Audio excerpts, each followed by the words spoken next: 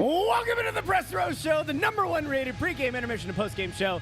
This side of the Mississippi, south of the Arctic Circle, north of the equator. And you might be wondering to yourself, what horrible circle of hell have I landed in that it is just this guy in a tropical shirt sitting talking to each and every one of you? Well, friends, we have quite the story to tell. Now, as many people know, I don't flame the co-hosts or the intern. I'm a nice, loving, caring guy. I received the text message a little bit early. I got down here. I'm actually going to bring intern Andrew on here right now. We're going to skip the formality and the beautiful, cute little lead-in stuff that we sometimes do. I'm going to bring the intern on. Intern, hello. Good to see you. Hey, Russ. I'm actually going to switch this too, so when we look at each other, it looks the right way on the screen. That's what it's all about. It's like the hokey pokey. Anyway, you know, that's what it's all about? Yeah. It's all about. Okay. You put your left foot in, left foot out. The two people who always comment negatively about how I just like take the show off the rails and, you know, there's no hockey talk with me here. Yeah. They're going to be bleeping thrilled tonight. Bundy will be here. First intermission, second intermission, postgame. He might be here late in pregame. But, intern, I got down here before 5 o'clock. I was worried about the traffic. The Philadelphia Phillies, big win today. Still can't hit the starters. Still can't hit starting pitching. I saw that tweet earlier. That was a good tweet. But you put your bullpen in, and them Phillies are going to light you up. Yeah. Now 3 wins in their first 4 games. It's been a fantastic start to the season. Was down there on Saturday, as many of you know. Great time. How was it? Cherry Blossom Festival. Beautiful. My daughter, my wife, thrilled. We go to the Phillies game. Everybody's happy. Hunky-dory. Got some great seats. Awesome to watch the Phillies. And it was a home game. That was literally going to be my next question. Yeah. Because I've been to that stadium once, and it was well over 50% Phillies fans there. Yeah, it was an absolute brutal showing by the Nationals fans. They don't have any fans. To give you an idea, just a little bit of perspective. Now, you might have heard this morning on the Russ Joy Show, 8:30 a.m. on YouTube, wherever you get your podcast. I mentioned the fact that at the game, it was, you know, you had a few Nationals fans in front, a few behind. And then down in like the second or third row, later in the game, I think around the 6th inning, things started to go sideways real fast. And I saw this Nationals fan in a bucket hat stand up, and he's yelling at somebody. But then next to him were like 7 or 8 Phillies fans. Now, reminding you, a lot of Phillies fans there. They were all turning and pointing at somebody, and I'm like, oh my God, did somebody... Like, was there a heart attack? Was there something horrible, like a medical emergency? They're calling security from here, security from the top. And this dude in a Nationals jersey kind of staggers, and he's, you know, he's been overserved, as Bundy likes to call it. And this guy starts staggering. He gets booted. And I looked at the Nationals fans behind me, and they're like, what do you think happened? I said, I don't know, but do you know how much of an a-hole you have to be to have both Nationals and Phillies fans trying to get a Nationals fan ejected from their home ballpark? Yeah. And they're like, oh, that's a good point. We find out that the guy had dumped multiple beverages on a Nationals fan in front of him. On a fellow Nationals fan? To quote Terrell Owens, Nationals on Nationals crime. That's what it was. I couldn't believe it. Could not believe it. But anyway, huge home game down there. I don't know what the third game was like, but I can tell you that talking to a couple of people at the second game, they said the home opener for the Nats was very similar as well. That franchise is in disarray, and those fans clearly don't like their team. So yeah, I remember the first game when they opened up that park. It was a ESPN game. Zimmerman hit the walk-off home run against the Braves. Yeah, that was a sellout crowd. I don't think they've sold out since then. I don't think so either. But why did I bring up the Phillies? And why are we talking about the Phillies? And why have we spent the first 4 minutes of the Press Row Show, the #1 rated pregame, intermission, and postgame show, talking about the Phillies? Because you don't have a pregame guest? Well, that's part of it. Because Anthony's not there? That might also be part of it. Are those two things somehow linked to us? They are. So our dear friend Anthony SanFilippo, great guy, is over doing double duty. Now, this is the beauty of the sports complex. He went over to cover the Phillies. He gets paid to go over and cover the Phillies. We do not hold that against him here at the Press Row Show. But he let me know around 5:45 or so that he was probably going to run a little bit late to pregame because of how the game was going. And I think at that point it was the 7th or 8th inning. I think he was just about to lose his mind because Castellanos hit a home run, right? Yeah, because for a while it was 1-0. The game was bad. Flying by. It was bad. And then you had the Sosa double. Yes. You had a Schwarbomb to center field. Yes. Off the batter's eye, and then eventually Casti hits one out. So I'm thinking to myself, well, based on the timing, and Bundy and I are down having a little bite. And we're like, he's got to get over here. Like, the way that the game is going, he's going to be here for pregame. And then I remembered, what does Ant like to do postgame? He likes to go talk to the players. He likes to go into the clubhouse, have a little chitty chat, get a little FaceTime. And so I'm thinking to myself, he's not possibly going to prioritize that over all of the people who watch and listen to the Press Row Show, would he? Well, he's over there, and I'll tell you, we did a little bit here to try to vamp on his behalf, but he did reach out to me and say, just walked out of the clubhouse, and that was at 6:29. So I don't know how fast you think Ant is, but reduce it a little bit, and that's about how fast he is. So, well, in fairness, Ant had the COVID a long time ago. You gotta be safe. So I think Ant will get here by the end of pregame. But in the meantime, we gotta get him. We have a guest over here that Ant. No, he didn't. Ant said, and I quote, I asked, did you get a pregame guest? And he said, I did not. Been busy. I would like to remind people, baseball is a slow sport. Even with the pitch clock, it is a slow sport. I only say this because when he's not here, I get the guest. It's my responsibility. I thought that he was going to, recruit somebody today. It's fine. So we're going to talk about the Flyers and the Nashville Predators because that's what it's all about, friends. Now listen, there is a way to wax poetic about what has been happening recently with your team, your town, your Philadelphia Flyers. Let's unpack the last 2 games, shall we? Shall. Things have changed around here. Since the dismissal of one John Tortorella, the Flyers have played a much freer game. They have played as if a massive weight has been removed from their backs and shoulders. We've now seen Matvei Michkov put up how many points in the last 2 games? 5. 4 or 5. He's put up 5 points in the last 2 games, including back-to-back games with 2 goals, back-to-back games where he's had a legitimate chance of netting a hat trick. All of that is to say, I am not insane enough to say that Matvei Michkov has just been waiting for the firing of John Tortorella all year. What I am suggesting is that it is a very big positive, no matter how you want to look at it, no matter how you want to look at the way the Torts coached him. And I do think that ultimately, while I didn't agree with some of the scratches and some of the benchings for extended periods, I do think that there is going to be a valuable lesson or two that Michkov will have had instilled in him this season that are going to help him down the line, that are going to help him hopefully be a more responsible 200-foot player. But it cannot be overstated how important it is that Matvei Michkov is finding the ability late in this season to score points. If you remember, when the Four Nations break came about, Michkov had really fallen off. A lot of people did. Konechny did, Tippett Sure. did. But Michkov, in his first season, entering this year in North America for the first time, was 19 years old. And when they hit that Four Nations break, I would have argued at the time, and I think we probably did, nobody needed that break more than Matvei Michkov. And a big reason was you're not used to playing this many games, and no one seems to understand how hard it is. I know, we can have the moment where you go, these guys are getting paid a lot of money. But the impact that travel has, because traveling across this country is vastly different than it is in a lot of other countries. And the amount of hours that you log on the plane, on the train, whatever, it is different here. He comes out of the Four Nations break, and if you remember, he looked like a massively rejuvenated player. He looked like the same guy that we saw early in the season once he had a couple of games under his belt. I will tell you what.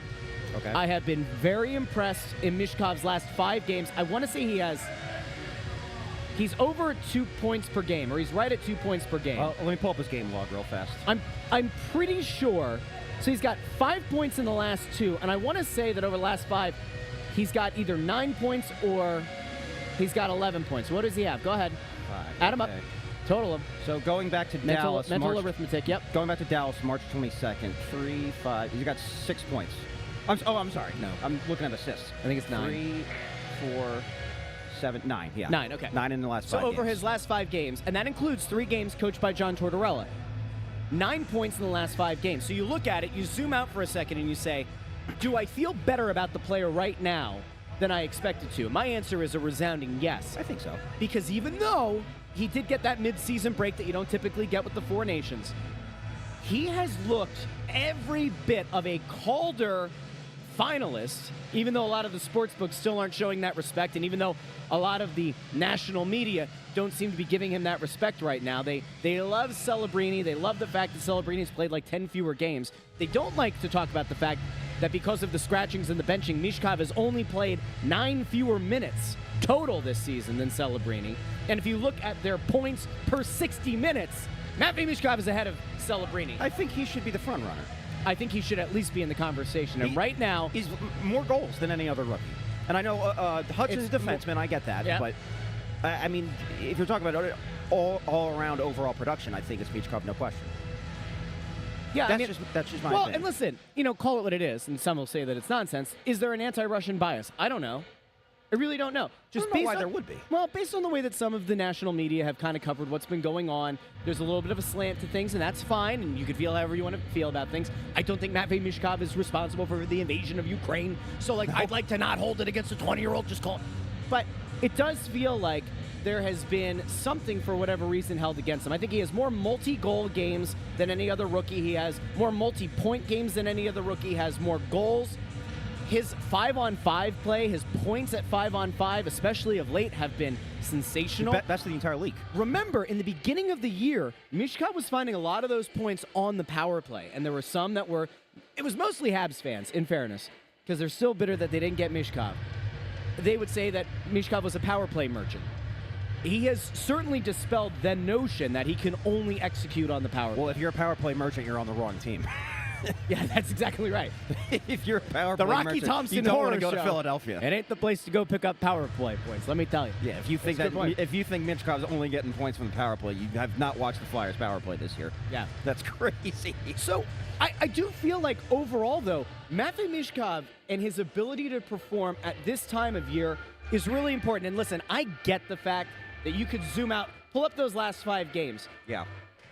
I get that there have been some underwhelming teams that it's come against, especially Buffalo. They're battling you at the bottom of the lottery or at the top of the lottery, depending on how you want to look at it. Montreal's a playoff team, but they don't inspire a ton of confidence. I don't know if they're going to make it now. Toronto is a very highly skilled team, so him performing there is good. Dallas, very good team, potentially a cup favorite. That's a good team to perform against. Who is the 5th team? Chicago. There is a name that I give to Chicago, a Poop-cago, but it sounds a little bit more like Chicago if you pick up what I'm putting down. Yes, I do. Unlike some people who let their dog poops just kind of sit out there, in neighborhood areas and they don't pick it up and put it in the bags. That kind of stuff bothers me. Anyway. By the way, there's some beautiful irony in this comment. What's happening? Keep screwing up the draft, idiots. And you spelled idiots wrong. Idiots. So we're gonna let Pumpkin King have himself a little bit of a or herself or themselves a little bit of a moment here for a second. Now, Pumpkin King, I know you're upset. I get it. 2 straight wins. You say, hey, what's happening with the lottery? I got news for you. Despite the fact that the Flyers have won back-to-back games, there have been other teams that have picked up wins. Yeah. And I also mentioned it Pittsburgh last night. in overtime. Sidney Crosby, 0-0 game. They go to overtime. You start to have a little laugh to yourself. Oh, they're getting at least one. That was another tweet I saw of yours. Sidney Crosby, bang, bang, And then it's, all right, 2 points. Now, Pittsburgh's going the wrong way. Pittsburgh's fans want to go up in the lottery. Pittsburgh's players are going, no, we're going to do it this way. Boston, I think, is 1-8-1 in their last 10. Yeah, they're the ones you really have to worry about because I get it. You can't tell players to tank. Boston, all of a sudden, has just gotten really Chicago-y, if you know what I'm saying. It's not ideal. Nashville has picked up a few wins. We've seen Buffalo get wins. Buffalo, go ahead, tell the people what Buffalo did. A curb stomping. Yeah, I was gonna say I said it post-game on Saturday. They still have, I think, 2 or 3 games in hand on the They Flyers. do. So I think it's 3. Did they play yesterday? We can pull up Tankathon. It might be 2 games. 2 games in hand. I think it might be 2. But that's the other thing. It's the games in hand. 2. Go ahead. They played their 73rd game yesterday. But they go out and they curb stomp Washington. Was it 7-4, I think? Something like that? It was close. They put up a 7 spot, I believe. But, Buffalo goes out. 8-5. 8-5. Okay. And that's one of the things that you didn't expect to see. Washington having this incredible season, Alex Ovechkin chasing the goal record, and Buffalo goes down, and they smack them. And so I guess all of this is to say, we know that there's parity in this league. We know that there's this San weird... Jose beat Toronto. They did?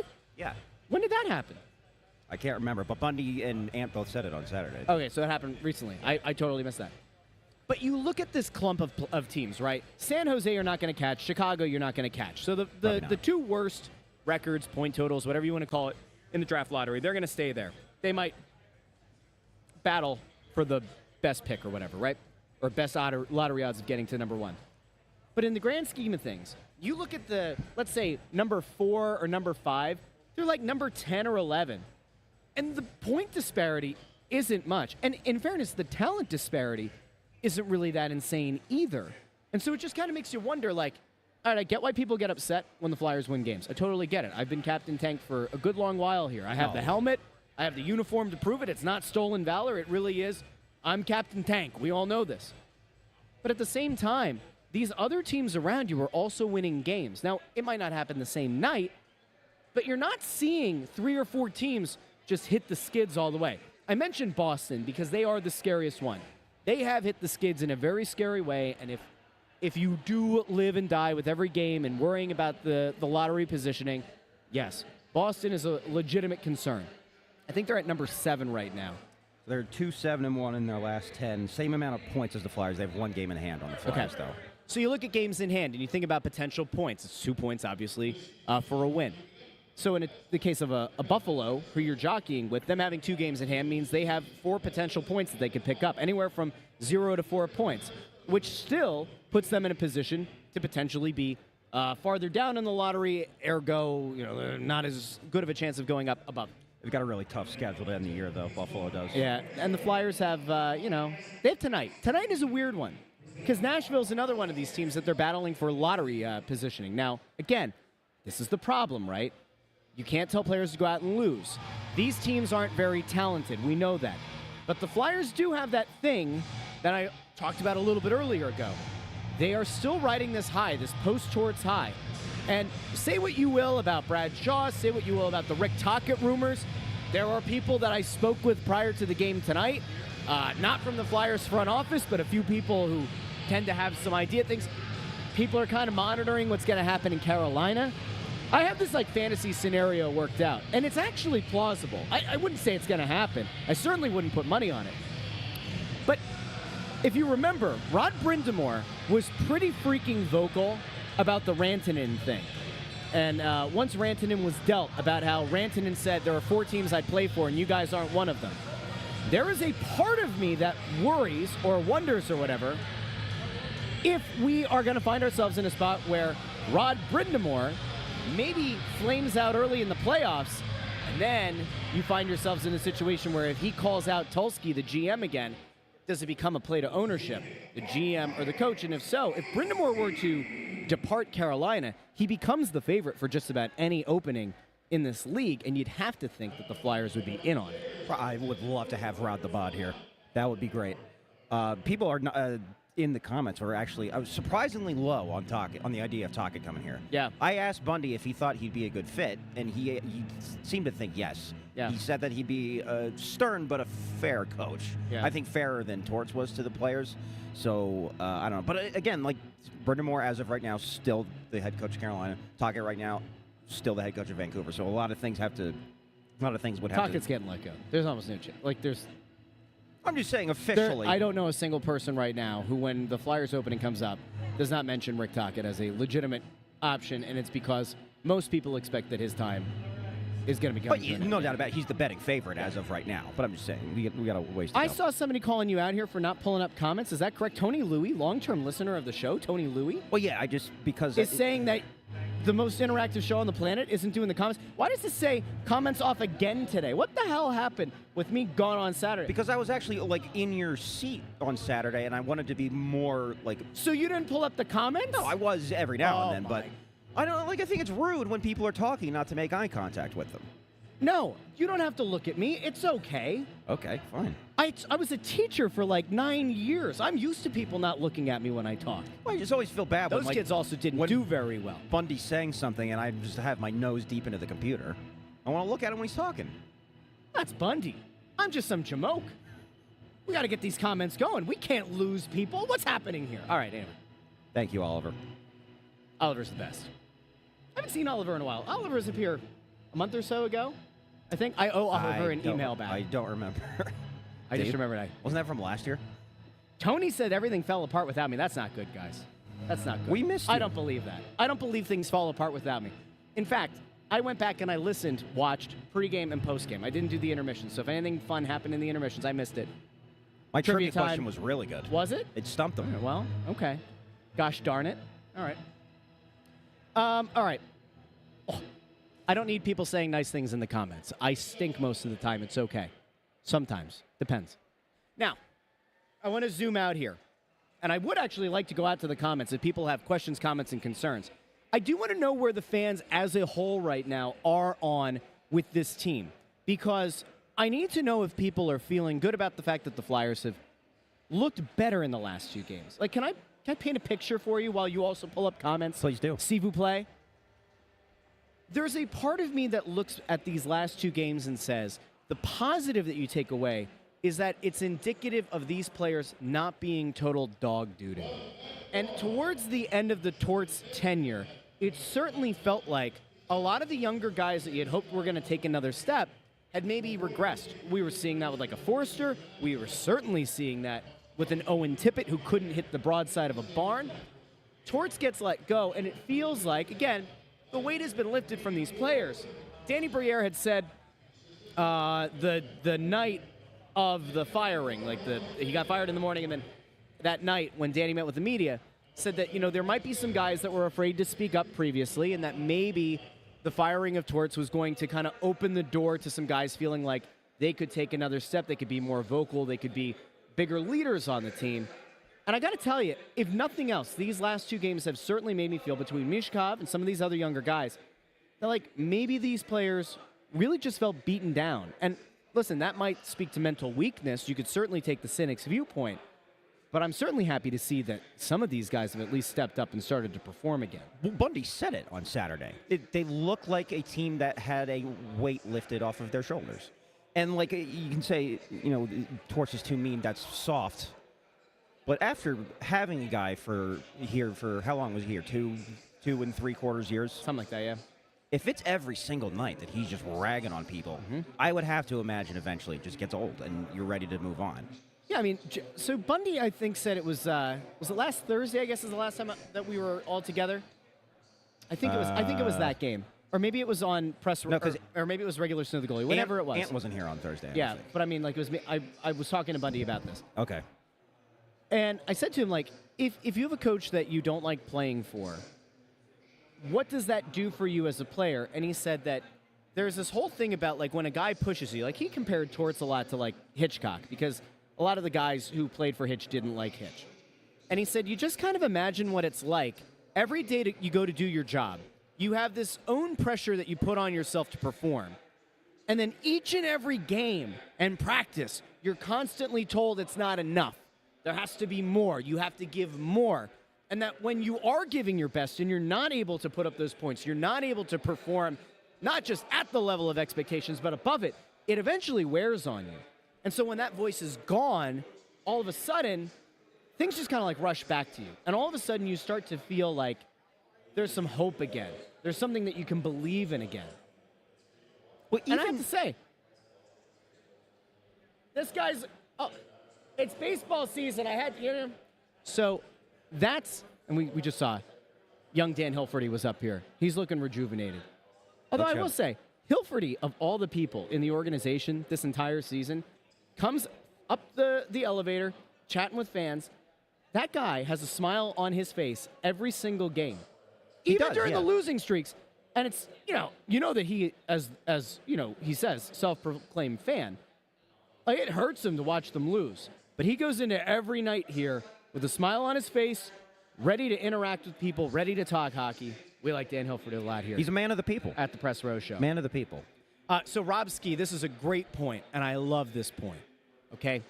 Says Scott Gordon should have gotten a shot. He got a raw deal. Fletcher threw money at the problem. So I want to take people back. Now, I'm trying to remember. I'm trying to remember the timing of it. It was Gordon got hired by the Flyers as the interim coach in 2000. Wasn't it 2018? Am I nuts? 2019. Was it after No, Hackstall? it was 2018. I'm right. After Hackstall? It was after Hackstall got let go. Okay. I talked about this on my show. I'm not trying to plug my show, The Russ Show, 8:30 a.m. Monday, Wednesday, Friday, on YouTube and wherever you get your podcasts. I talked about it this morning. So after Hackstall got let go, the thought was, Guys didn't like playing for Hackstall. They bring in Scott Gordon, interim coach, had coached a lot of those guys with the Phantoms. There was already a good rapport there. They go out and they hire Alain Vigneault, who the players really liked. That didn't work out. They go out and they hire Torts, who the players didn't like, and then maybe this offseason they'll go back out and hire a guy that everybody likes again, okay? Because the NHL is full of, retread coaches. Retreads. Everything is cyclical. Scott Gordon remains one of my favorite guests to ever come on Snow the Goalie. Because back in 2018, it might have been as the calendar flipped to 2019, we had him on the show. We interviewed him down at Voorhees. And he was so far ahead of his time. All right, so let's imagine it was 2019, so it was 6 years ago. Gordon talked about how communication with the modern player, again, 2019, the modern player didn't just want to hear the decision. They wanted to know why. It wasn't a disrespectful, why are you benching me? It was they wanted to understand the thought process that went into the decision. They're going to accept the fact that they're benched, but what was it that led to the benching? And we'd bring that up at the time because Hackstall wasn't a very good communicator. That was pretty well known. Apparently neither was Torts. Well, and that's kind of the point here, is that I said on this show last week, I think, that the big issue for the Flyers is you need to figure out if you're going to go the communicator route. And there is a part of me that listens to Brad Shaw talk about coaching hockey and about the current modern player, and I get a lot of the Scott Gordon philosophy in Brad Shaw. They are vastly different coaches, but the ability to connect with players. We heard Cam York a week or two ago say that when he got benched, Torts had nothing to say to him, but he did the film breakdowns and he did the long talk with Brad Shaw. There's part of me that goes back to it and says, I get that Rick Tockett's name is going to be floated. I heard the name Dale Hunter floated. Obviously, eyes are going to be on Rod Brindamore. David Carl also. People are going to want to see David Carl get an interview, right? I don't think he's going to leave Colorado, but that's just me. I'm just saying names that are being thrown out there. I think Brad Shaw deserves consideration. Now, I historically have not been one to love the idea of interim coach gets hired and now we're going to give that guy a long-term deal. That's not what I'm proposing. But I do think that between the 2 wins where these guys have looked significantly better, you think about the work that he has done with this young blue line, and it is not a very talented blue line in fairness. He's been able to help Jamie Drysdale turn a corner where he's looked significantly better over the last few weeks. I think he probably deserves some kind of consideration to remain with the organization. Now, listen, will the Flyers hire him full-time and give him a 3-year deal? Probably not. But would I actively try to keep him here as an assistant coach? I would. I think it certainly should be in consideration. You don't do that and kind of like hamstring the head coach that you're hiring and saying, you have to have this assistant coach. But I would certainly want to find a place for Brad Shaw. But if you're talking about the last 2 games specifically, you would have to be able to discern, is it because of how well Brad Shaw is doing as a coach, or how much of it is it's just a relief on the players that Torts is not the coach? I think that the boost only happens for 1 game. Okay. I think that the good luck boost and the players finally stepping up boost, I think that's only good for a game. We'll have to see how this goes. Because, listen, I fully expect the Flyers to lose more games than they win down the stretch here over the last 9 games. I expect them to lose more. How do they lose those games? Do they lose them and look listless and lifeless and dejected and checked out like they did at the end of the Torts tenure? Or are they still going out there and actively fighting their way into games? Are they starting games off stronger and they're just getting outclassed because the opposition is just a better team? That, to me, goes a long way. And listen, Briere said the night of the firing that the players didn't have direct input in letting Torts go. But he did say that he and Jones are well aware of how the locker room feels, how the dressing room feels, how the guys feel. If over the course of the next 9 games, regardless of what the record ends up being, if these players go to management, and they will, I mean, it's going to just be part of the end of season, meetings before you go off into the summer. If this leadership core, and if some of these younger guys say, look, it was night and day, this guy is a legitimately good coach, he coached us hard, he got the most out of us, and we want to, we certainly don't want you to shut the door on him. that has to be worth something. It doesn't mean that the players should be responsible for hiring the next coach. Again, I'm not saying that. But I do think that, like, if he gets a good review, he's certainly worth trying to keep around the organization. Now, whether or not he will, I don't know. Whether or not his loyalty is ultimately going to lie with Torts, and he's going to say, you know what, you let my guy go, like, I'm out of here. I don't know. But I think it's going to be an interesting storyline here. Well, how much of an input does the head coach get on who the Flyers draft? Because if that's going to be involved in the conversation. Well, then that would make me think they have to hire a new guy sooner rather than later. Because the draft is in a couple of months. Yeah, so, like, listen, there's no formal conversations that can be had. You run the risk of, like, a tampering thing, right? Okay. But a front office talks to agents, right? About a bunch of different things, right? Could it stand to reason that somebody somewhere has had a conversation with an agent of a coach that may or may not be getting let go? It's possible. I'm not saying that it's happened. I'm certainly not saying I've been told that. But, like, you'd not be doing your due diligence if you haven't at least put those feelers out. Like, yeah. I'm not saying Danny Briere got on the phone with Rick Tockett's agent and said, yo, if your guy gets fired, he's got an interview waiting for him here. You can't do that. That's tampering. But, like, if you're having a conversation about somebody else that's represented, and you have a moment and there's maybe like a little chit-chat, you know.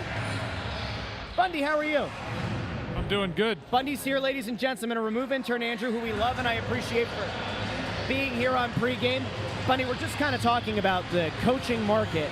And I was saying that while the front office certainly would not be stupid enough to reach out to an agent of a potential coach like a Tocchet or someone else who might be let go, you do constantly have conversations with agents. It stands to reason that at some point, maybe somebody puts out a feeler. But, you know, Andrew was just saying, given how close the draft is and the fact that a coach is going to want to probably have a little bit of input in the draft pick, you can't wait till like July, August to hire that coach. No, and I was saying to him, you kind of have an idea right now who your short list is, and then other potential guys you might want to interview. How late into the season, or the offseason, do you think that they would try to hire a coach? Depends if they have their eyes targeted as somebody who's in the playoffs. If there's somebody that's an assistant coach of a team that's in the playoffs, is he a junior coach that you're looking at? Is he a college coach that you maybe want to take a look at? Obviously, the college coaches will be done on the weekend, so you can have your fray and interview as many guys as you want from college. Juniors will be over shortly thereafter as well, as a lot of teams are already done as that is. But, you know, I think that, I mean, I would know if I were running this team who I would have a list of 4 or 5 guys already right away. Whether, you know, I think they're my list would already have a couple guys that are currently still coaching in the ranks somewhere out there. Rick Tocchet. Yeah, he's good. I mean, Rod Brindamore. I mean, again, I don't know their situations with those teams. I know Tocchet might have an out, or he does have an out with Vancouver.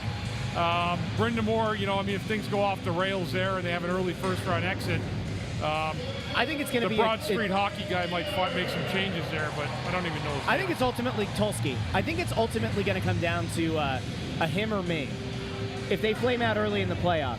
Because if you're Brindamore, you're certainly going to probably look back at the Rantanen deal and be like, yo, Nature's probably would have helped us more than what you ended up getting. The GM had absolutely no foresight at all. Like, to absolutely think to himself that you're going to trade a guy and he's going to want to sign in Carolina. Listen, I think Carolina is a great place to play. I'm not taking a shot at the area. But if you wanted to go play in Dallas, Dallas is not Raleigh, Durham, North Carolina by any stretch of the imagination. It's not. It's a totally different town. So you got to know those things, and I think the GM just made a complete blunder. I mean, that was a brain fart extraordinaire. Like, you can't make it move like that. Really quick, we got to do predictions. Yeah, I'm going to keep riding the Flyers. I'm going to go Flyers, go 5-3. All right, you said 5-3. Ant said Flyers 4-3. I'm going to just keep going with hoping for the tank. So I'm going to say Predators. I'm going to say it's going to be a close game. 3-2 Preds. Intern. I like the Flyers 4-3 as well. Flyers 4-3. All right, we will be back first intermission, second intermission, and post game here on the Press Row Show. Do us a favor, like the video, share the video, and subscribe. Let us know what you thought about this off the rails pregame. We'll talk to each and every one of you during the first intermission here on the Press Row Show. Where's it at? There it is. Okay, bye.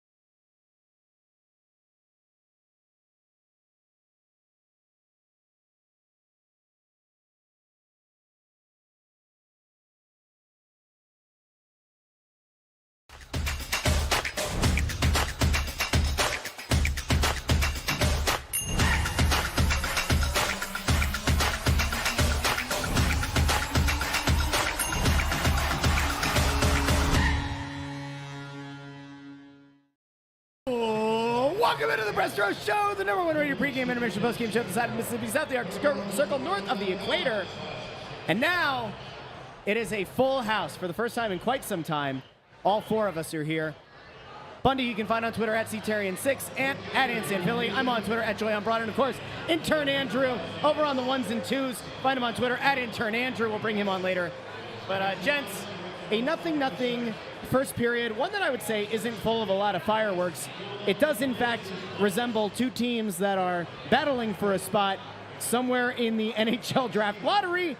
But Ant, I'd be remiss if we didn't start with you. I'm glad that you were able to make it safely across the street. How was your festivities over at the win, the Phillies win? Yeah, I got to tell you, maybe the nicest weather day for opening day I've ever experienced. I've been to a lot of, I don't know how many opening days I've been to, but I've been to a lot of them.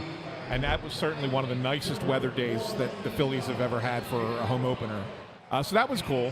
And something I want to do during this intermission, I don't want to do it right off the top because I don't think it's fair to our viewers and listeners who are here to to get a little bit of hockey talk. Let's talk a little bit about the Flyers. But I did do a social experiment on my way over here. Oh, no, we have to. I mean, you can't tease the people. Well, it was kind of like, remember the time when we raced from the 95? Oh, yeah, from the ramp versus going to exit 19 or whatever. Yeah, figuring out the faster way in. Yeah. We're doing a little bit about coming from one arena to the other, going from one stadium to the other. Okay, what did you find? Let's talk Flyers first, and we'll get back to that. Is that a good tease, Bundy? Not really. Yeah, I don't think so. That's all right, though. I think you should just tell us what you found. What did you find? All right, so you texted me. Yes. Right before the start of the pregame. I think it was 6:25. I want to say roughly. That might be roughly roughly right, 6:25.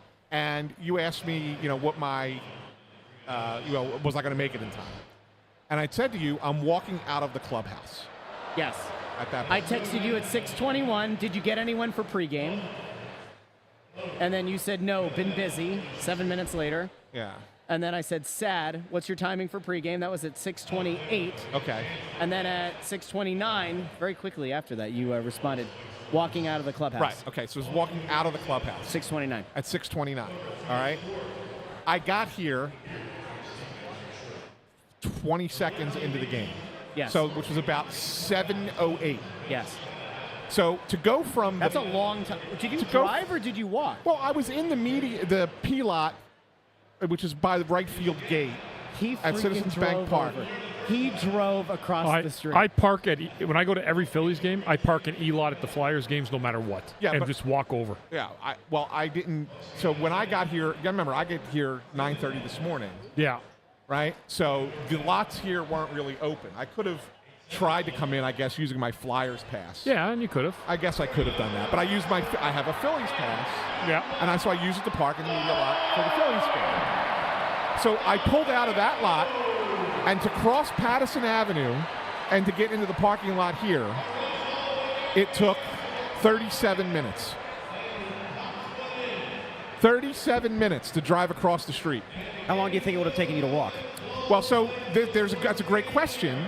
I have some historical data on that.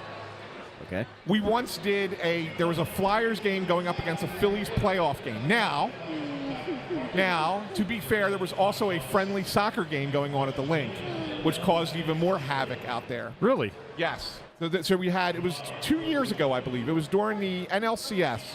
I think it was my first game here. I remember this, yes. Right, okay. They were playing the Diamondbacks. Yes, they were playing the Diamondbacks. Wasn't it Argentina versus Mexico? Yeah. Argentina, Mexico. And it was the soccer game at the link. So you had the Phillies, and you had a Flyers game going on. So it was even more crazy than today would have been. And the games were starting relatively simultaneously. If you remember, that soccer game had to start late. Yeah. They had to announce because the Argentinian bus couldn't get through. That is correct. That's how crazy the traffic was. The foot traffic. So I walked. I was here for pregame because the Flyers game, they bumped it up an hour early. I did the pregame show for the Flyers game and made it to my seat for first pitch. It took an hour and 15 minutes to walk through that crowd from the Wells Fargo Center to the press box. Now, again, there were a lot of people, soccer fans in the street, and it was tough for cars to move and bodies to move. There was a tailgate aspect because it was the playoffs, so it's a little bit disingenuous. You asked for this. I wanted to do hockey first. Hey, Ed, what took so long tonight? Well, you see, Russ, let me start from the beginning. I was born in a Delco hospital, and when I came out, the doctor said, he looks like he's been in there for a little bit. And I came out with more hair on my head than I have now. And actually, I was bald as a baby. All right, let me rephrase this. Listen about the Flyers. Guess it's not my day. All right, I'm going to tell you about the Flyers game. I tried. That was a very pedestrian first period. There wasn't a whole hell of a lot going on. It was pedestrian. Unlike this guy who drove from one lot across the street to this lot and missed pregame. I could have driven him back after if he would have walked. I would have just driven him back. Even if I would have walked, I wouldn't have made pregame. How? I didn't walk out of the clubhouse till you started pregame. Till 6:30. Yeah. It shouldn't take a half hour to get caddy corner over to here. A half hour? You've not done it. You've not done it. I walk like nice quick European walker. Yeah. Anyway. 0-0 here in South Philly. Yes. Like the Phillies game was until the 5th inning today. 0-0. Maybe we'll get 7 goals in the last 2 periods. Like the Phillies they had 7 runs in the last 2 periods. They can't hit the starters, but they're good against the bullpens. Well, what does that tell you? The Nationals and the Rockies have no terrible bullpens. That's what that tells you. Slightly concerning trend. Yeah. I have to be honest. I did a lot of talking pregame. Right, intern? It was a 34-minute pregame, and I probably spoke almost 30 minutes uninterrupted. Bundy, Bundy, can I ask you a question? Yes, sir. Just curious. We had a game on Saturday, right? Yeah. And you were here. Yeah. And I was here. Oh, Ant's doing the whole Russ is a bad guy because he's a family man guy. I got it. I know. I'm not blaming you for being a family man. It was just kind of like, I think I'm going to just skip work and go do a Phillies game. I did. Yeah, I did. So the fact that you talked for 30 minutes at the pregame show, you get a thank you slow golf clap thank you. from me for that. Thank you. We had a very engaged pregame chat.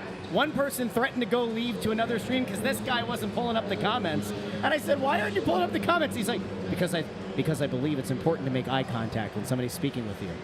And I was like, you don't have to look at me. You could just put the comments. And he's like, well, when Bundy talks, I want to look Bundy in the eyes. I don't want to be disrespectful. And I said, well, that's Bundy. He's a nice guy. He's a nice young man. We got to find this nice young man a person to spend his life with. That's what we got to do. At some point between this year and next year, a wonderful young person, a great intern, somebody could become Mrs. or Mr., whatever, intern Andrew. Like, think about it. It's a great idea. What if we did the newlywed game on this show next year to start the season? Would you do speed dating on the Press Row show? The newlywed game would imply that they are already together. Okay, that's a fair point. What's the one where it's the dating game? The one where everybody's behind the dating game. Is it the dating game? Yeah. Wasn't Match Game? The one where the Bachelor women, number 1, Bachelor number 2. Where the women are behind like the frosted glass. The dating game. I thought it was Match. Okay, but the dating game. Can we do that? That'd be fun. Do you have is there somebody that's like in your orbit right now that would be putting you in a bad spot if we made you answer that question? No, I don't think so. I love it. The dating game next year. I don't think so. That's my knowledge. There might be somebody out there's going to be like, I thought we were a thing, Andrew. No. What have you prepared for our stat of the night? That was a seamless segue there, Bundy. I'd like to talk hockey. Yeah, I would too. How's Penn State doing in the Final Four, right? They are in the Frozen Four, Bundy. Thank you for asking. Yeah. They're like the team everybody wants to play. Why do you say that? James Franklin's not the coach. Yeah, they got a chance. Okay, that's better. It's better than 0. Did you go to both games? Did you go to the other game? I was just there on Friday. Okay. By the way, their best player, Aiden Fink, a Predators draft pick. Oh, there you go. Yeah. There you go. And so they beat the They beat UConn, right? Yes, they did. Yeah. In overtime. So who is the Frozen Four? Do we know yet the four teams? So they're playing BU, and then Western Michigan is playing BC, right? Denver. Or Denver. Denver Yeah, beat Denver them. beat them. Yeah. Okay. Stat of the night. Oh. So the odds of this happening relatively low. But Michkov, he did have that breakaway opportunity in the first period, got stopped. We talked about him in pregame and how he's been lighting it up lately. If he somehow has another 2 goals left in him in this game, he will become the first Flyers rookie in team history to have 3 consecutive multi-goal games. And he'd be the first rookie in the entire league to do it since Michael Grabner did it in 2011 for the Islanders. That's a good stat. That's a really good stat. Thank you. That is a good stat. That's a real. That goes in the AP. Are you doing the AP story? No, it's a robot tonight. These two Did teams you don't see count. the thing? I think it was Destiny Legardo flamed. Well, I saw she did the thing about the coffee. It might not have been her. I think it was her. Somebody put out the thing about the AP doing the Phillies game the other day, and that it misspelled the robot misspelled Rob Thompson. How does a robot that is pulling things misspell the manager's name? Anyway, Bundy, sorry, you were saying. No, I was just saying that people are asking about the Rookie of the Year, and I mean, I think there's 9 games left, and unless somebody pulls ahead significantly in the point total, I'm having a hard time thinking it's not going to be Michkov to be the Rookie of the Year. I mean, he is a non-English speaking yet. He's learning. He's working at it. Speaking Russian youngster that just played for John Tortorella in his rookie year. I mean, that to me, with the language barrier just in and of itself and the season that he's had, he to me is the Rookie of the Year. Now, whether or not that happens or not, I know there's a lot of Canadian writers that are the voters that doesn't shake out that way. I hope they do it fairly. I know that the second guy in my Rookie of the Year polling would probably be Hutton from Montreal. I mean, you have a defenseman that's doing that out of nowhere. Lane Hudson, yeah. Lane Hudson, yeah. I have the odds here, and you're going to be upset, and I think it's total BS. Yeah. Hudson right now is minus 260 at DraftKings to be named the Calder winner. That's pretty high. Where does he play? Celebrini, Montreal, I know. Huh. Celebrini plus 250. Michkov is plus 1,000. Now, I just want to run some stats by you guys really quickly that I talked about on my show this morning. We talked about pregame. If you line up Michkov versus Celebrini, let's take Hudson out of it, who's apparently a secondary assist merchant. If you look at Celebrini and Michkov heads up, Celebrini's played, I think, 10 fewer games, roughly. But if you look if you look at raw minutes going into tonight, Michkov had only played 9 minutes more than Celebrini. If you look at their points per 60 minutes, Michkov is ahead of Celebrini. He leads rookies with multi-goal games, multi-point games. He leads them. Like, I don't know what we're doing here. Is it really, like, Bundy, how much of it, if Hudson ends up being the one that gets named, is it just because he has the amount of points that he does as a defenseman? Yeah, well, the biggest reason and that he's a Canadian that he player? plays for the Canadians. That's the biggest thing. And if Montreal makes the playoffs, how much did he have to contribute to their rise to the playoffs, right? Like, he's done a lot. So that makes sense. But I do think because of the language barrier and some of the really special things Michkov's done this year, he should be the winner. He really should.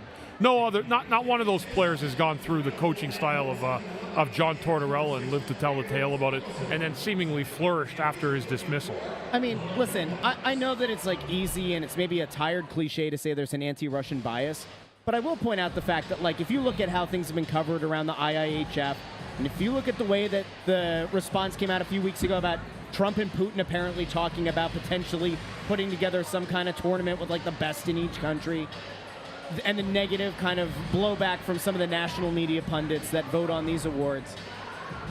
I'm sorry, but, like, there is very clearly a little bit of bias there. And I would just point out to those fine folks that might be a little bit upset or very upset about the geopolitical things. Matvei Michkov did not invade Ukraine. And it feels like there is something being held against him. If he were Canadian Matvei Michkov, he would be probably the favorite or the second favorite. If he were an American player, I think he'd have better odds. I do think that there's something to be said for some kind of bias against him. I really do. When you line up those points per 60, that to me is like, that plus the amount of impact plays that he's had, especially that he's not, remember early in the year people were calling him like a power play merchant, remember, with a lot of his points. 5v5, even strength play, especially over the last month, he has excelled and he has been putting up points there. something feels off.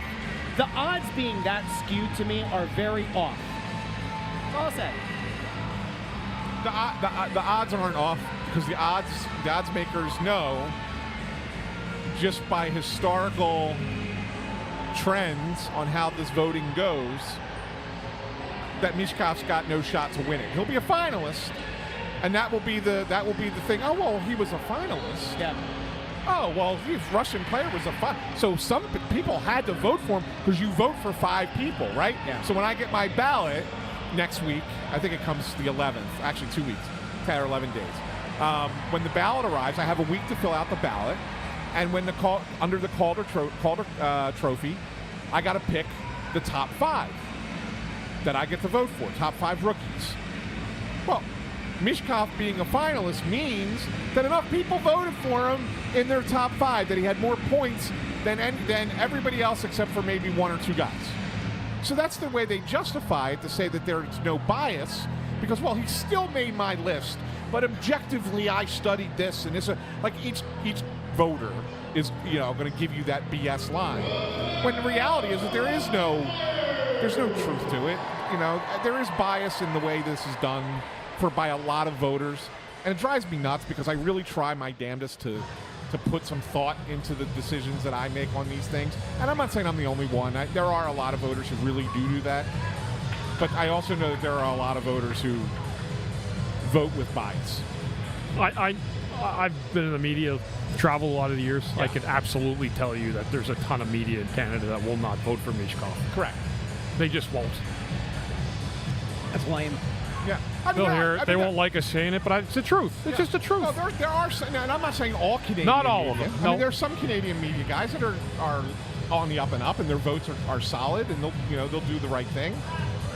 But more often than not, and that's the thing. I mean, look, the one thing I love about the PHWA, the Professional Hockey Writers Association, because for years they didn't do this, but now after the awards are handed out, the PHWA does put out all of our votes publicly. So we can't hide behind anonymity like baseball writers do.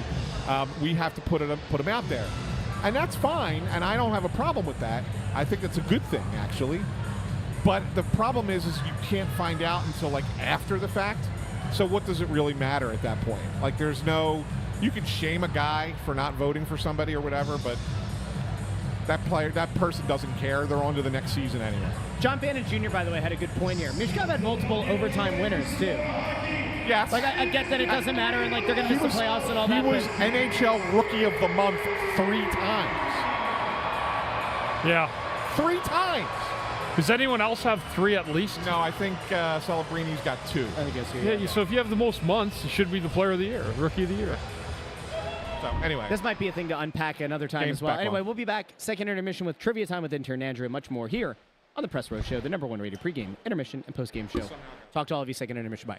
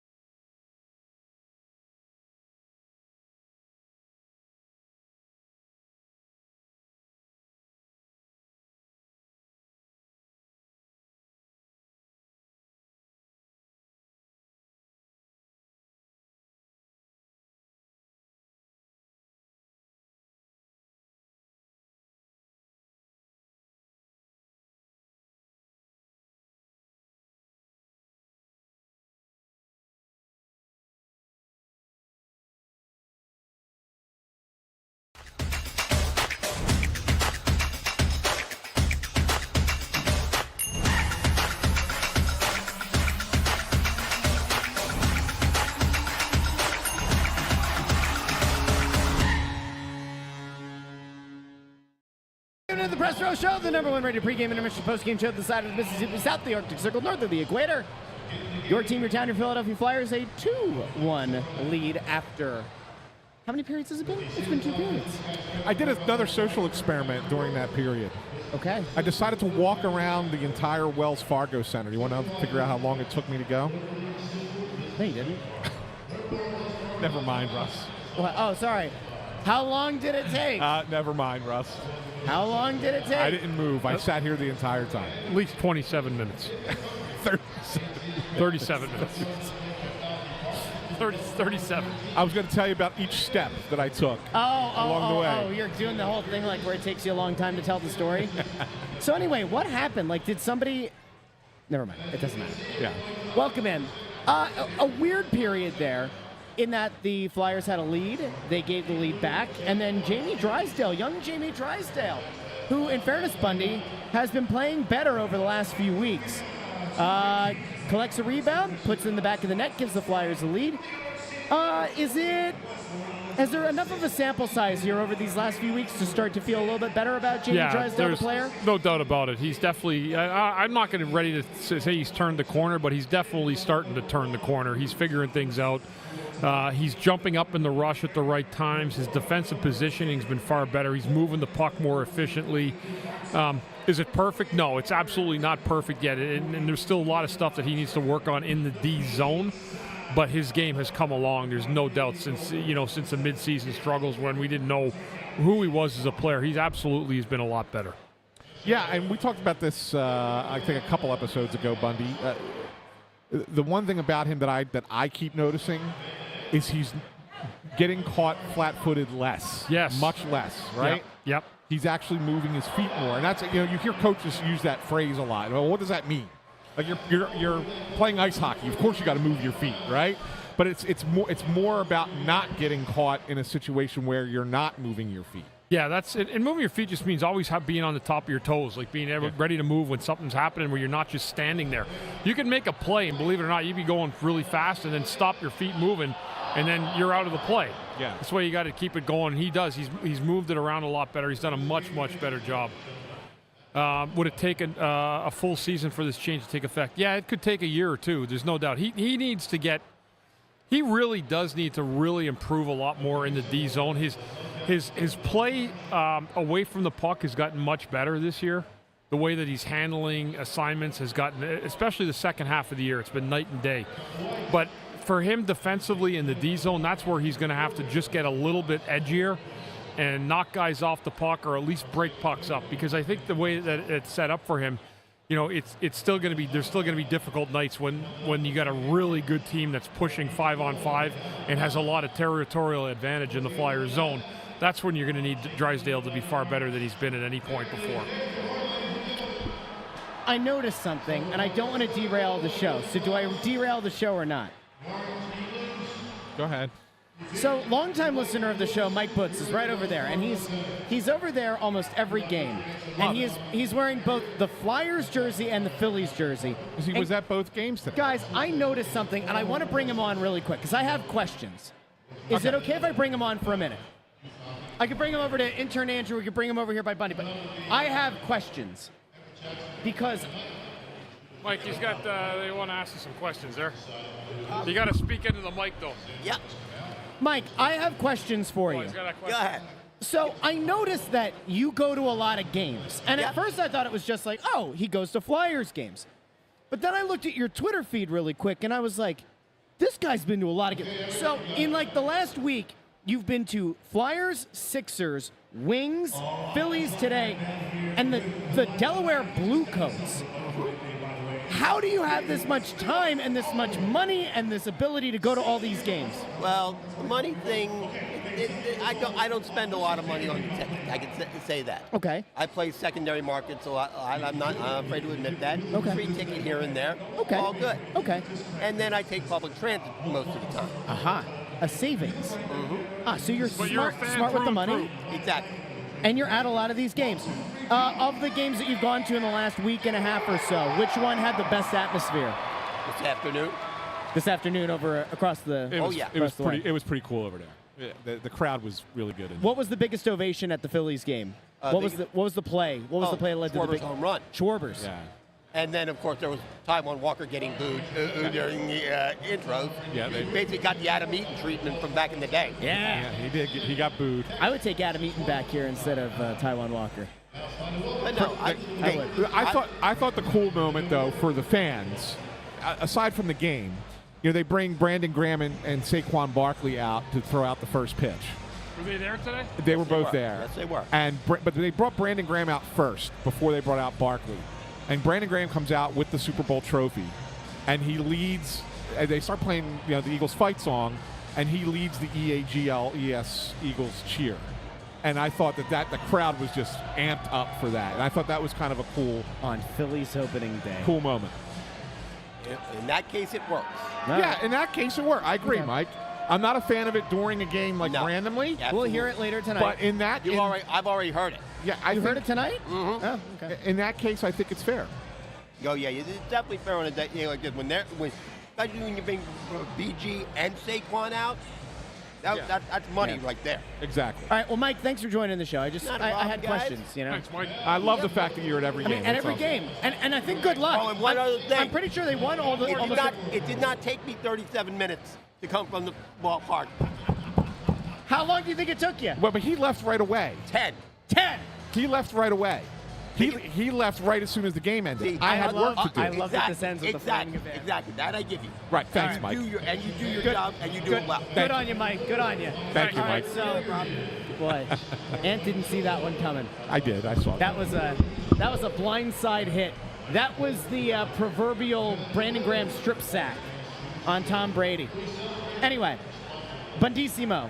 Yes. Is there anything that you want to break down from that period, or should we go to intern Andrew's trivia time? I don't think there's really much. I mean, there was, Nashville scored to make it 1-1 after the Flyers did, and then the Flyers scored about 25 seconds after that again on that nice play by Mishkov. He actually fanned on it and pushed the puck over to Drysdale on the goal, but no, Flyers are playing well. Nashville's out shooting them, which I find weird, but there hasn't been a lot of 10-bell chances either way. No. There really has not been a lot of great the chances. There was a Flyers got a tic-tac-toe goal, but there's not been a lot of real free-flow hockey out here. There's not been a lot of time and space.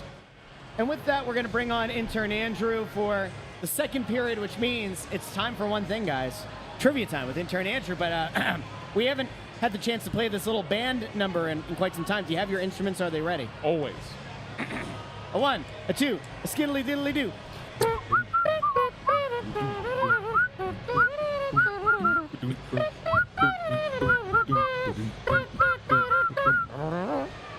Thank you.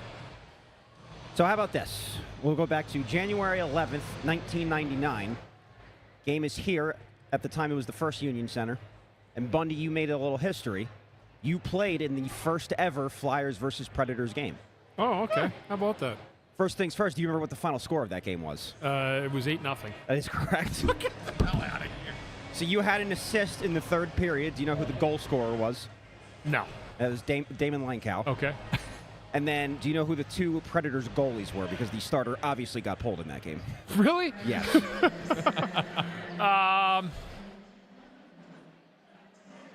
That's Boy, I can't believe that you remembered it was 8-0. 8-0. Yeah, I remember that game. Jonesy scored a goal in this game as well. Did he? Yeah. The Nashville goalies, God, you got to go back to the beginning. I don't even remember. I have. You know what's funny? I have a harder time remembering players that I played against than when I was broadcasting or calling games afterwards. Really? I don't know. I have no idea who those goalies. Give me a hint on one of them. Was Vaucoon there then? Thomas Vaucoon. He started. Okay. That's the only I couldn't give Did they have a Russian there? He was not Russian. No, there was not another Russian goalie. No.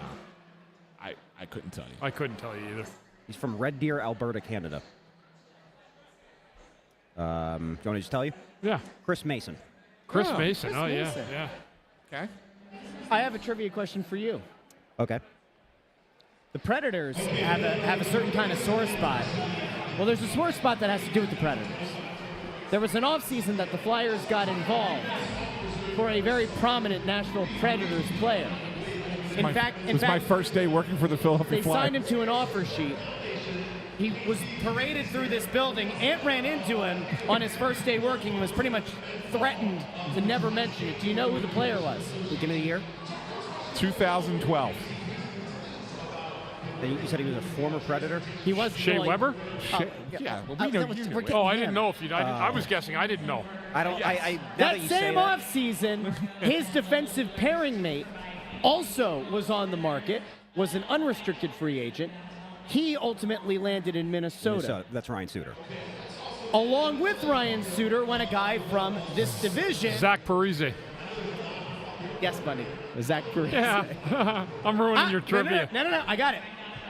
There was a social media post that came out on an April Fool's Day, a year or two after the failed offer sheet. 2 players from Nashville wore Flyers hats in the image. Who were the 2 players? Was Shea Weber one of them? Shea Weber was one of them. Do you guys know? No. Did he I actually remember. play on the Flyers? He did not. Oh, then He was somebody that the Flyers certainly could have used. if he didn't actually play, I'm probably. Well, who did he play for after Nashville? I don't know. This guy played with Shea Weber. With the Predators? Yes. And then where did he go after that? Is my I don't know. Well, that's going to make it difficult. While everybody's thinking, I'm going to answer Ogie's question, and the answer is nobody. I mean, really, they kind of asked Meltzer to do a little bit of stuff here and there, but not really. I mean, so no, but nobody ever really replaced me. This player that I'm thinking of. I know who it is. Well, because you just saw me pull the guy up. No, I did had not. No, you didn't. You did not know. It's not. No, not that guy. Was it that guy? Yeah, it was this guy. Oh, I thought it was somebody else. No, it was this guy. No, I was wrong then. This guy played his entire career with Nashville. I'm surprised nobody out there remembers. All right, so it can't be Mike Fisher because he played with the Senators. Wasn't David Legwand. He went to Ottawa, but he was there a long time. It wasn't. Who was the defenseman that used to play there with Shea Weber? He played for Team Canada. That's who I thought it was. Hamhouse? Dan Hamhouse. Hamhouse. No, But it's not Hamhouse. Roman Yossi? Nope. It wasn't a skater. Pecorine? Pecorine. Okay. I'll see if I can find it for postgame. But Pecorine and Shea Weber both wore Flyers hats in a trolling post on like an April Fool's. How about that? The Flyers were so convinced. So that was my first day. Thank you, intern. With the team. You got it. And literally, I was getting a tour. Like they were taking me around the building because my office was here at the Wells Fargo Center, and they were taking me around the building, and they just happened to be doing the same tour with Shea Weber, and I happened to just run into him, and I was like, "Why is Shea Weber here?" I didn't even know they brought him in. I thought they signed him an offer sheet. It was quiet. It was really, really quiet, right? And I was like, "What is?" And then they pulled me into an office. It was Luco and Mr. Snyder and Sean, and they were like, "Okay, you cannot put it out there. You can't report it. You can't say anything. Like, this is very, very under wraps. What's going on here? We're gonna give him an offer sheet." And they were convinced that they had this offer sheet done in such a way that there will be no way that it could be matched. Nashville had to get their owners together as a group to pony up the money. Yes. Yeah. That the Flyers were convinced that Nashville was not going to match that thing. Here's the. I have the image right here. Pull it up on the screen. Yeah. There you go. Shea Weber and Pecorine. Yeah. It was on It was April Fool's Day 12 years ago. Isn't that crazy? That's funny.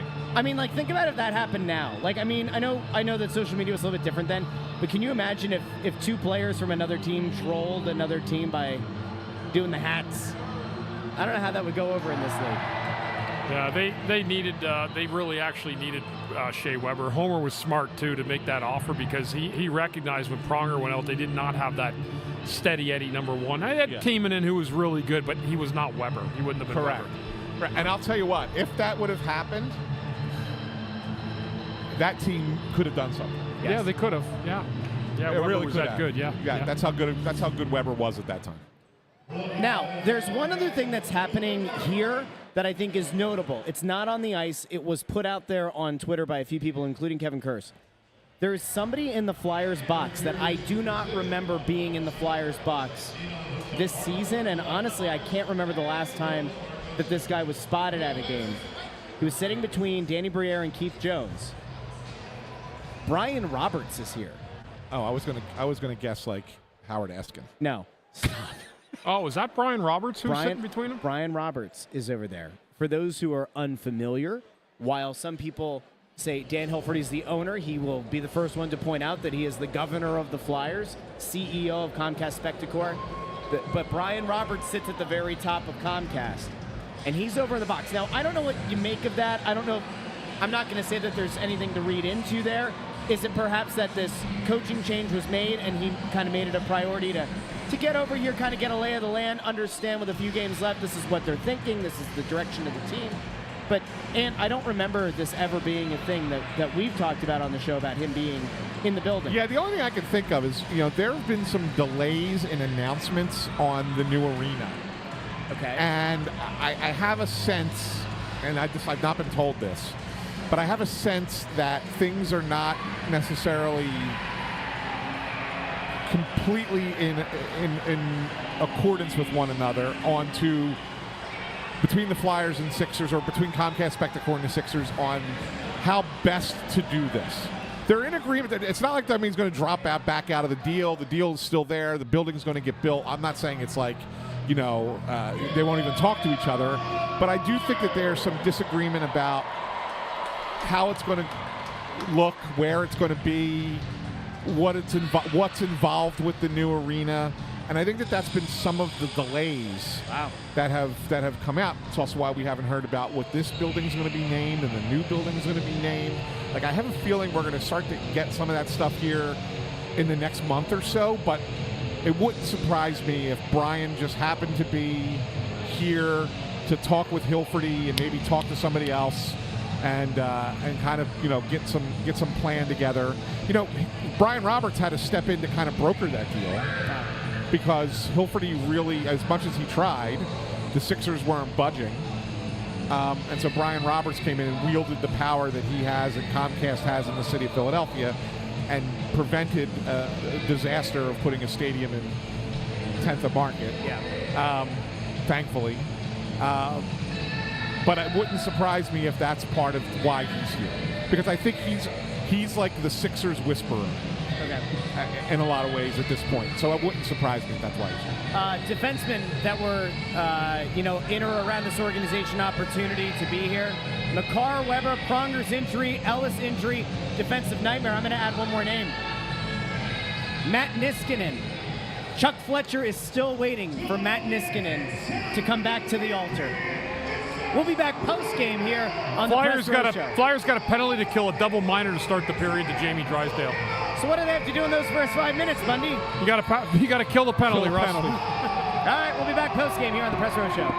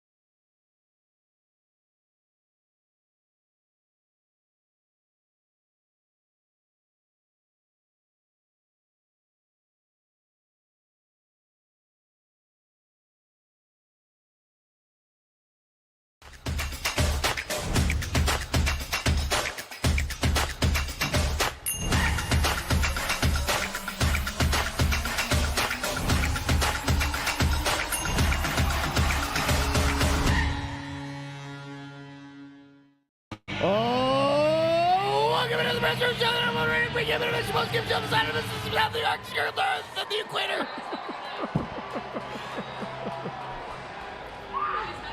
Flyers win 2-1.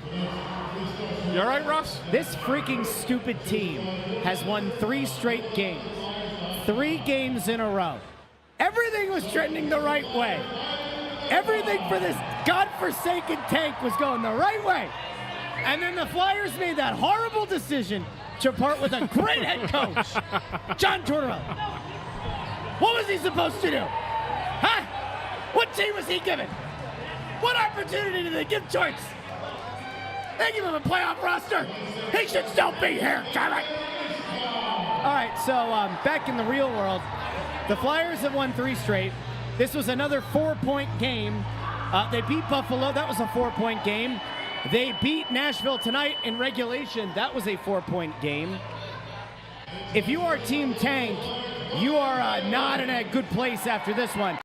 Guys, I have to say, I know it's raining outside. It was raining shots on Ivan Fedotov, especially in those last couple of minutes with the empty net. And got to give credit to the big guy. He held up well, but you got to give credit to guys like Travis Sanheim, Nick Seeler blocking shots, putting their bodies on the line in what is otherwise a relatively meaningless game. Great last 40 seconds. I can tell you what, there's a couple breakdowns, but the Flyers, Stamkos, I mean, the worst guy that you can have, steps into a one-timer, and I think it was Seeler and someone else laid down their bodies. Sealer and Paling, I think, that's the other guy. Unbelievable, because that's a rocket coming at him, and it did get blocked. Yeah. It was a good finish, good win by the Flyers. I know people don't want to hear that, but they played a good hockey game, good enough to win. Nashville had a lot of shots. Fedotov had a good game tonight, Anthony. Yeah, but here's the thing, right? Because everybody's in the comments going absolutely batshit like Russ always does. Wow! I don't care. Wow! I don't care. Okay, like Russ always does. Here's what I'm going to say. I think he said bad spit. No, I heard bad spit. No, you heard exactly what you heard. Here's what the way I look at it, right? I'm going to take you all back 1 month. Let's say it was the beginning of March, right? And they won a game. It was maybe their best game of the year in Winnipeg. Yes. Right? Great game. They were still in the playoff race at that point, yes. Right? Okay. Now, for all of you Team Tank people, if I would have said to you after that game that the Flyers, over their next 15 games, would go 3-10-2, you would have been thrilled. Yes. With that, correct? Thrilled with that record. And that's exactly what they've done. So if you're Team Tank, in the past month, you couldn't ask for it to be much worse than it was. Yeah, they lost 11 of 12 games. Right? I mean, what more are you going to do? They didn't win a game on their homestand, a 7-game homestand. They didn't win a single game. When the Flyers woke up on Friday morning, they had the 4th best odds at the number 1 overall pick. And after tonight's game, this 4-point game, they are now 7th. Yeah, but they've played more games than teams that are behind. They have, and that is true. But I have to, I'd be remiss if I didn't remind everyone that Boston has lost 8 straight games. I don't think he knows who that is. That's what's the best part Who, of that. Magnum? Yeah. I know who Magnum P.I. is. Oh, you do? Yeah, you know who he had the mustache and he had the sunglasses. He had the mustache. It was just another what hat did he wear? Do you remember what baseball hat he wore? What was the name of the actor? I don't care. Or who What was the name It of the wasn't actor? Tom Selleck. Yes, it was. Yes. Was it? Tom Selleck. Yeah. Sit down. That's right. It's Tom Selleck. That's he right. wore Detroit Tigers That's baseball. Where right. the Detroit Tigers had. That's right. Yeah. But thank you for that super chat, Andrew Fawcett. Much appreciated. Andrew Anyway. Fawcett's getting his shirt, by the way. We have the autographed shirt that's going to go down his. I already DM'd it to him. One of the funniest comments I saw on Twitter today was one of the Flyers fans said, "Don't you guys, Flyers land, dare think that you're going to out-tank Buffalo. They are professionals at this." I saw that. Yeah. I was dying laughing. Yep. Listen, you guys make valid points, and listen, I still think that the Flyers are going to lose more games than they win down the stretch. I agree. We could even flip. I mean, listen, they were bound to win some games here after Torts' dismissal. We knew that. And the schedule lightened up. You did. knew they were It playing did. some bad teams, too. Here are the next games, right? At Montreal. If Montreal's fighting for a playoff spot, Yeah, they should win that game. At the Rangers. Fighting for a playoff. Fighting for a playoff spot. Home against the Islanders. Still technically fighting for a playoff spot. At the Senators. They're in and probably be fine. home against Columbus, Also fighting Another for a playoff battle spot. for a playoff spot. and then at Buffalo. Yeah, which is Nobody tanks better than Buffalo. Although I think a lot of that's incompetence rather than intentional. But if you look at it, right, over the next 6 games, 5 of them are against teams that are tangentially in the playoff race. yeah. And so this is like nut cutting time, nut crunching time, whatever the hell it's called. And I think pregame intern, I believe you were the one who asked, or somebody asked in the comments about, when it comes to the end of the season, what do you really look for in deciding if Bradshaw deserves an actual look here for the head coaching position? And I don't think that ultimately he'll get it. And there are a lot of names that are out there. It probably won't go to him. But I said to you pregame, I think so much of it is going to come down to how these guys look over the last 10, 12 games. And as of right now, it's hard to argue, Bundy. These guys are playing hard. They're still not, they're not going to have divine intervention and all of a sudden become a really good team. But they're playing hard for Bradshaw. And it really does look like these guys have had a weight lifted off their shoulders. There's through 3 no games. doubt about it. No doubt that these guys are playing a lot looser, a lot more having fun out there and doing the things that that you want to do as a player. They're not afraid of making a mistake and being tormented for it. So that's definitely off the plate. The Flyers are still on the ice right now. They're doing their shirts off the jersey. Night shirts off their back for the fans, so That's whoever nice. won it. So yeah, it's pretty cool. They're all out there lined up still. One night, I was covering the team. This was, I want to say 2008, maybe 2009, one of those years. My dad got a pair of tickets to the game. So took my oldest son, Anthony, down to the game. And I'm over in the press box, and then they're doing shirts off your back night. And all of a sudden, I'm walking downstairs. We're walking towards the locker room, and I hear Lou Nolan on the ice, and he says, puts the sticks in my eye, "What's your name?" And I hear, "Anthony SanFilippo." And so it was my son Anthony. So I stop and walk over, but Lou says this, "I know Anthony SanFilippo. What's your real name?" He had no idea it was my son. That's funny. So, yeah, my son got an R.J. Umberger game shirt right off his back that he had won sitting in a season ticket holder seat that my dad got. How about that? Yeah. There's a debate going on in the chat right now about why people are upset and about the tank and all that. This is a daily conversation on Flyers Twitter. So go ahead. Correct me if I'm wrong, but for the most part, and it does depend on the pundit and it depends on the scout, we've largely heard 4-player draft. I think of late, 6. Of late that has gotten expanded to 6. For a long time it was 4. Then there was a possibility, if you remember, Kimmelman was on a month and a half ago and said McQueen maybe would be a number 5, and then there's a drop to number 6. Then we saw Craig Button put Hagens down at 6. Yeah, it was Yeah, Hagens was at 6. So if you want to be generous, 6 players. And the thing that you have to just keep in mind, repeat this to everybody you know, every Flyers fan you know who's losing their mind. Only 2 spots are lottery. You want to end up in a spot where you're comfortably in that top 6, which would mean that in a worst case scenario, you want to be at number 4 so that if you get jumped twice, you're still in the top 6. That's why people... And you weren't here Saturday. What? When I told everybody, the Flyers like Denwaye, who's not even among the top 6. I don't give a flying bleep who they like. I would rather them be in the top 3 or top 4. Well, what would you do If they picked Denoye at number 3, I'd have a goddamn conniption. I would have the same conniption I did. Did I not predict this? I'd have the same conniption that I did Roll back when the they tape passed to on Saturday. William to take Jetlachenko, and I would have the same freaking meltdown that I had when the team under Chuck Fletchermort decided it was a good idea to trade down twice, pass on Cole Caulfield, and take Cam York. Yes, I would lose my ever-loving mind. Okay. I would. Okay. Yes. Okay. See you, Mike. Yeah.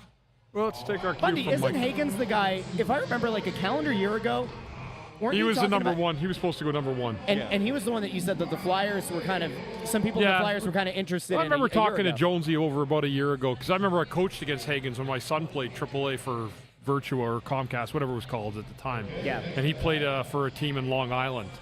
And he was a really good like AAA player. Of course he would be. And I remember just asking Jonesy about him because that's his draft year this year. And he said, Jonesy thought last year he'd be the number 1 pick in the draft.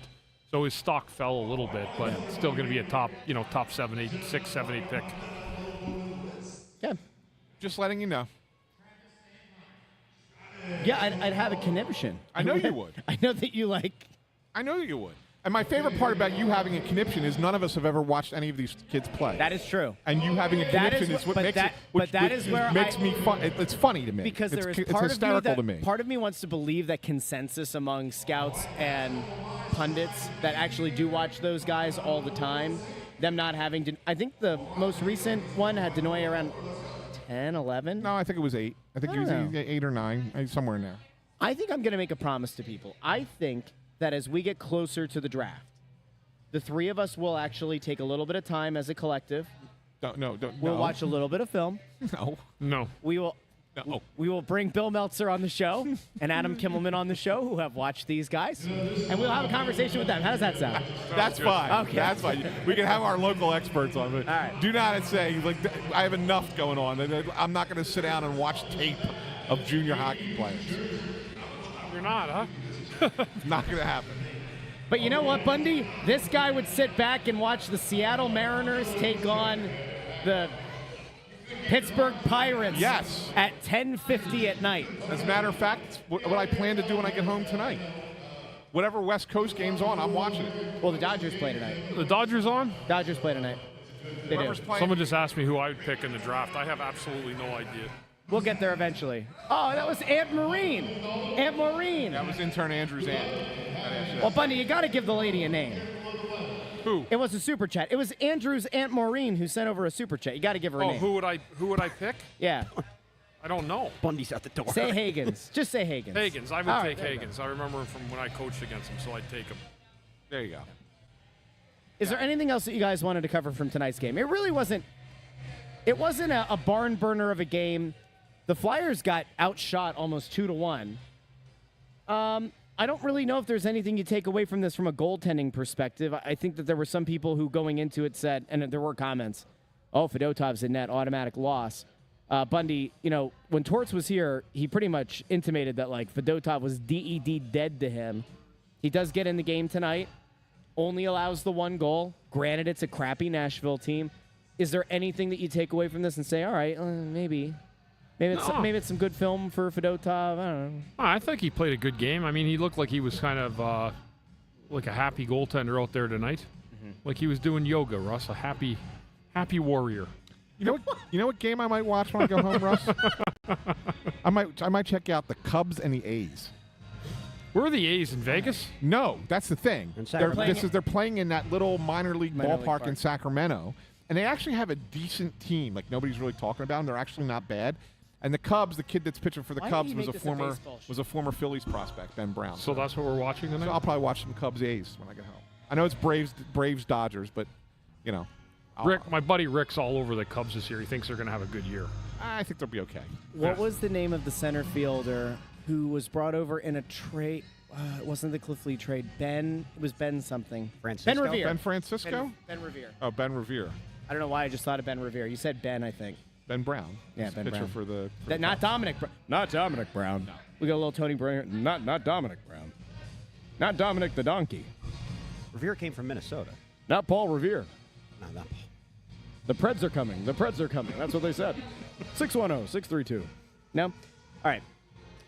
Guys, I hate to break it to you, all of us. We finally came together as a cohort. And now we won't spend any time together in person at a press row show for nearly 2 weeks because the schedule makers who gave us that beautiful 7 games in 11-day stretch have now given us almost 2 weeks between this and the next Flyers home game, which will take place, I think, is it April 12th? April 12th against the Islanders. Against the Islanders. And then we have to take a few more days, and then the home finale is against Columbus on the 15th. So, yeah. Only 2 more home games. We do have good news for people who like the standalone Snow the Goalie show. We'll do an episode this week. Yeah. And we'll do an episode next week. Yeah. And we'll be back on it. Last time we did a show, The following day, John Tortorella got fired. And we did a show that day. And we too. did a show that day. What's going to happen if we do a show this week? No one else is getting fired. No. Maybe they'll start losing again, Russ. Wouldn't that be quite the day? Did you do the tankathon and see who won? I didn't, Anthony. I was about to end the show without doing it, and I'm so glad you reminded me. I know. You know, that's what I'm here for. That's why they pay you the big bucks. No, I didn't watch that game, Andrew. All right, here we go. We're gonna sit now. Remember, the Flyers have now fallen to 7th because they're getting their little wins in there, aren't they? Now, all right, here we go. And they fall to number 8. Oh, no. Jeez. A lot of hockey left. 6 games left. Vancouver moves up 10 spots to number 5. Yo, I'm just letting you know. I know we're not doing a draft lottery party. Well, we might do a draft day show party, whatever. If somehow we're together for the draft lottery and the Flyers fall to like 8, 9, 10, whatever, See ya, Timmy. I just might quit. It'll be cinema. I just might be out. I'll have to have a live cam on me. I still have some hair remaining up here. It might go. If they were to fall like this, the worst one wasn't it yesterday or was on Saturday? You guys did it. Intern spun it, Yeah. and Pittsburgh jumped up to number 1. Yeah. Yeah. I guess the only good news is if that happens, isn't there the league rule you can't pick number 1 2 years in a row? So, like, if they were to get the number 1 pick this year, they couldn't tank for McKenna next year. That's actually a silver lining. Maybe we should hope Pittsburgh gets the number 1 pick this year. No, I'm still not going to. All right. Well, I guess that's a good place to end, guys. Let's Yes. go. We're going Yeah. to go out into the rain, and we're going to. Hopefully the rain starts slowing up a little bit, just enough for us to get to the cars. Yep. All right. Good stuff, guys. For Good show. Bundy, for Ant, for intern Andrew. Thank you to everybody who watched and listened on YouTube, Facebook, and X. And after the fact in the podcast feed, we'll be back later this week with an episode of Snow the Goalie. And until then, this has been the Press Row Show, the #1 rated pregame, intermission, and postgame show. Have a great night, everybody. Flyers, 3 straight wins. Playoffs? No.